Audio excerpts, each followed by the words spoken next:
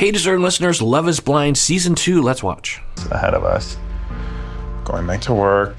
We're meeting each other's friends and family. My biggest downfall is the way that I kind of think about things or overthink things. Yeah, so she's used this phrasing before, and I've heard this many, many times from people that are, they have emerging insight and language regarding their attachment insecurity. I don't know if this applies to her, but I've heard that many times from people who do suffer from preoccupied attachment or disorganized attachment as well. And listen to all my deep dives on attachment theory. They're very long, lots of hours. Many of it is available to patrons only. You can become a patron by going to patreon.com. You can listen to all of it there. She is saying, I overthink things. And yeah, I mean, that's one way to put it. But when you have complex traumas, then it's not a matter of overthinking. It's a matter of being triggered. So I wonder if this is going to work. Because what some people will say is, well, I just need to stop doing that. I just need to white knuckle it and don't go there. And it's like, you can't do that. It's like saying when you're traumatized in war, for example, and you come back to your hometown and you hear a helicopter and you're triggered, and the next time you're just like, well, the next time I see a helicopter, I'm just not going to be triggered. It's like, that's not how this works. And it was my whole thought process, and it was your whole thought process. It's like, we can write our own story. No, I agree. Love you. Me too.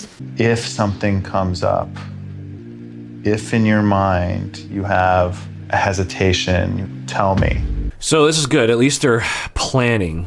And it's interesting that he's the one initiating this instead of her, because I think I've talked about this before. When you have this, and I don't know if she has it, but when you have preoccupied or disorganized attachment, and you have emerging insight into it, you're in a catch-22, because in order to move into more insight and more health and more control and more healing, you have to admit that there's something that is ongoing in your personality that is going to be there for a long time, and it has always been there, which is, in some people's minds, admitting that they have a flaw, admitting that there's something about them that makes them not the best partner. And this idea, which is true, there's different ways of wording it, of course, but to admit that, you have to admit that there's something displeasurable about you and something flawed about you. We all have flaws, by the way. And if you already think that you're unlovable and that no one's ever going to love you because you are flawed, baseline, even though it's based on things that aren't true, like you're just inherent, there's something inherent, and I know some of you can relate to this, there's just something inherently wrong with you, which is literally never true unless you're a psychopath, which I'm guessing you're not if you're watching this. Well, I will say that some people do actually contact me and say they are psychopaths and they try to not harm other people. They're like ethical psychopaths. Anyway, point is that when you have to start to really wrestle with the fact that you have an ongoing personality trait that is not so great, it'll trigger your deep flawed shame that you have, and then you either fall down a spiral of self-shame or you get defensive and say, there's nothing wrong with me, there's something wrong with you. So I think she's kind of at that point, to the point where she's just like, I'm just going to, everything's fine. I'm just going to not overthink things. And then he is now saying, well, when it happens, talk with me about it. And that's a good move. And I think if she were to be with anyone, he is the sort of person who is a good partner to navigate this with. Now, I still worry, and they would be so much better off if they had a therapist to help them. Will I be ready for marriage in 3 weeks? Hopefully. Mm-hmm. And if I'm not, then what? So I think that's a bid. She, I think, is what if this gets bad? Because he's, so let's rewind it and actually watch the sequence, because I think that's important. And you have a hesitation, tell me. will I be ready for marriage in 3 weeks? Hopefully. And if I'm not, then what? I think they're editing it, which annoys me because it makes it look like it's a contiguous or continuous conversation when I think there's things they're taking out. But anyway, so it annoys me because it's like if I'm going to get some kind of a read on what we're seeing, if I see an edited conversation, it's hard to know what really happened. But anyway, I think what's happening right now, which is really common for people with preoccupied attachment, I don't know if she has it, but it's really common that when the discussion of their issue comes up, they immediately start to panic on the inside that they're going to be rejected. And then you will have bids for reassurance. And she is essentially saying, well, what if we get to the wedding day and there's still problems, then what? Because I think what she's hoping is that he will say, well, it doesn't matter, I love you anyway. I think that's what she's hoping. Now, there's more direct ways of asking that question, and that's what I work with, people like this on, is instead of being passive in your request, just be direct. Just be like, okay, I'm being triggered right now. Can you reassure me that you love me? This is a very easy thing for a partner to respond to. Now, she might not even know that, though, and often they don't. They have this conscious thought of just like, well, what's going to happen, instead of really getting to know what leads to that statement.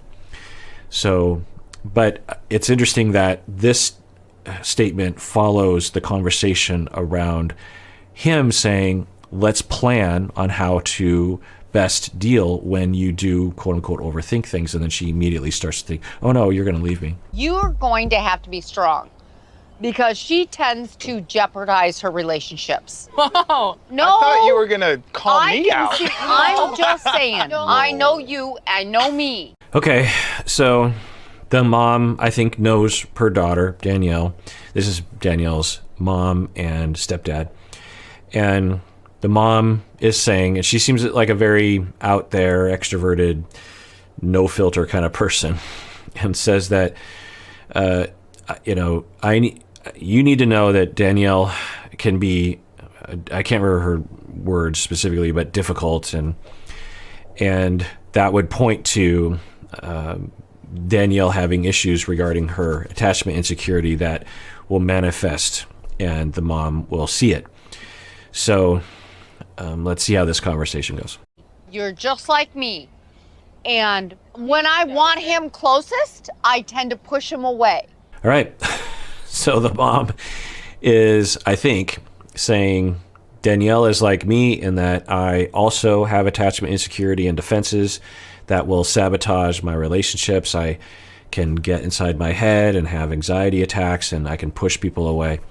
So what does that tell us? Well, preoccupied attachment can be something that can be modeled to you, but typically that's not how it forms. But if you have preoccupied attachment as a parent, so one of the things that I don't often talk about that's kind of a tragedy of attachment insecurity is that it tends to get passed down through the generations because of the way that parents parent their children. We're often talking about attachment insecurity with partners, but it absolutely plays out with your children as well, sometimes in more significant ways. And of course, the child, the 2-year-old, the 4-year-old is defenseless against it. At least your partner can go talk with their friends at work or something, but your child can't do that. So if you have preoccupied attachment, which I don't know if the mom did, but if you do, then there's a chance that as your child, because anyone out there with children understands this, that your child can hurt your feelings, even if the child's like 6 months old. I mean, generally not so much back then, but as they start to assert themselves and become defiant at times, or they prefer other people to you, they go through, periods like that, it hurts your feelings. And if you have attachment security and you have support and enough therapy, then you can be resilient to that. Not always in an awesome way, but you'll navigate it generally enough so that you can provide consistent attunement to your children. But if you have attachment insecurity that you developed when you were a child, and you have your own children, your child is rejecting of you, your child is frustrating to you, then you're going to get triggered by your own children, and then you're going to react and reject your own children. And so, but at the same time, you have desperate needs for acceptance from your children. And sometimes this can result in enmeshment. There's various different situations that it can result in. And one of the patterns that can develop is if your parent has preoccupied attachment, you might experience sporadic attunement, where sometimes there's a lot of love and a lot of care, and then all of a sudden it's just gone. Your mom's giving you the silent treatment. Your mom is being hostile, distant, angry, maybe even abusive. Preoccupied parents can be abusive sometimes.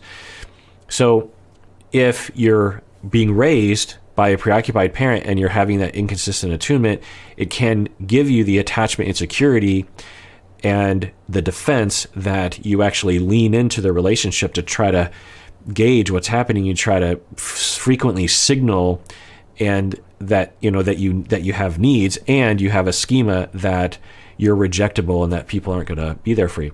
Now, the other factor here is that the parents divorced, and who knows? Because a lot of parents get divorced and children don't have attachment insecurity because of that.